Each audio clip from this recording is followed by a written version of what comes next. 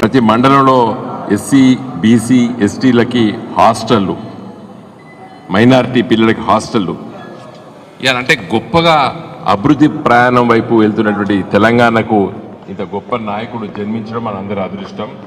రేపటి తెలంగాణ పౌరులు మేము తెలంగాణలో పుట్టాము అని చెప్పుకునేటువంటి గర్వంగా ఉండే విధంగా ఈ తెలంగాణ ప్రాంతాన్ని తీర్చిదిద్దినటువంటి మహనీయుడు కేసీఆర్ గారు. కారణ జన్ముడు తెలంగాణ కోసమే మరి కేసీఆర్ తల్లిదండ్రులు జన్మనిచ్చినట్టు మనం అందరం భావిస్తున్నాము. ఇవాళ కేసీఆర్ గారి జన్మదినం అంటే తెలంగాణ జాతికి స్ఫూర్తి దినం. తెలంగాణ జాతి మళ్ళీ తెలంగాణ ప్రయోజనాల కోసం పునరంకితం కావలసినటువంటి సుదినం. ఈ రోజు తెలంగాణ రాష్ట్రం రాకముందు ఎటువంటి దుర్మార్గపు దయనీయమైనటువంటి దుస్థితి కొనసాగించిందో ఆ పరిస్థితులు మళ్లీ పునరావృతమైనవి.